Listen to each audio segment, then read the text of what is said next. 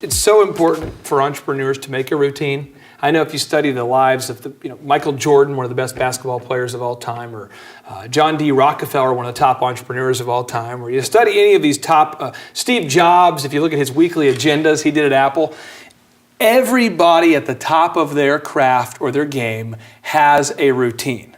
They have a system, a routine. Why is it so important to have a routine, and why is it so hard for people to make a routine? Well, and I'd add to that, I mean, you'd read about Larry Bird. They said after practice was over, he took another 1,000 shots. Boom. 1,000. Well, Larry certainly couldn't jump, so he better be able to hit that shot. Hall of Famer. And he did. Yeah. But routine, routine is, it's like when you take off an airplane. Do you want the pilot to follow a routine? Is it important whether the flaps are up or down? Does it matter? If you want to land. Yeah, if you want to die. As Southwest said, there's a best way to land a plane. Let's just do it that way. Right. Let's don't everybody pick it. I'll go for it today, and I think we can do it. And I don't know where the flaps are. And routine. That's why in my life, routine. We talk about management. Management's about routine. It's about getting consistency.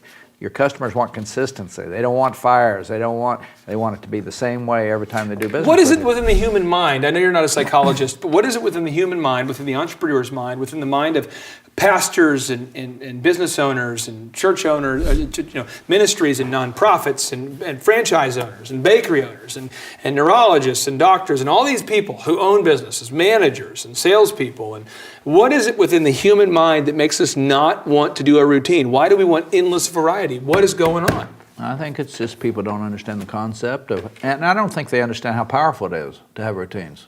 And I think the reason I like routines, I don't like surprises.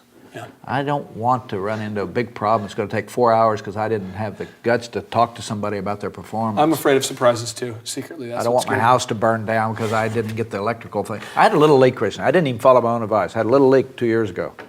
I looked at it up there by the fireplace. It was a little leak. But last week it got to be a big leak, and I had to spend $3,600 because I didn't take care of the little problem. I'll give you a boom. And that's what happens in life.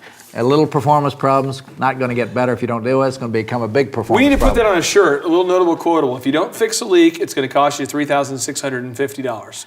Yeah, water does not go away by itself. Water does not go away by itself. Now, Lee, there's another notable quotable I want to ask you about here. It says, there are people that have a can-do and a can't-do attitude. You talk about this a lot. There are people that have a can-do and can't-do attitude. I've heard you say this.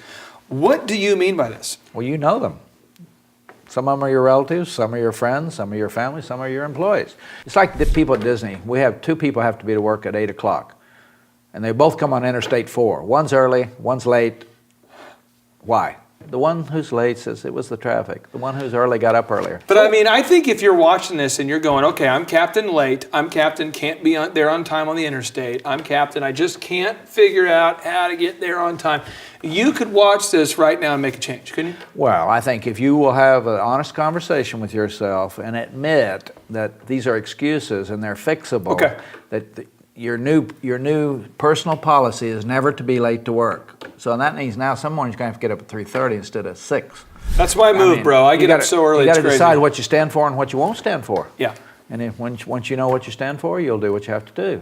And people got to quit giving excuses because it's just excuses. Yeah. And it's like people say, I didn't get this in on time because I forgot. I said, don't ever tell anybody you forgot. Tell your boss the truck burned over, it turned over, it drove in the water, you couldn't get here. Forgot's the worst thing you could say. Oh, never, never, never. Because then you put in his mind, what else is this guy I pay to do the job forget? What else is he forgetting?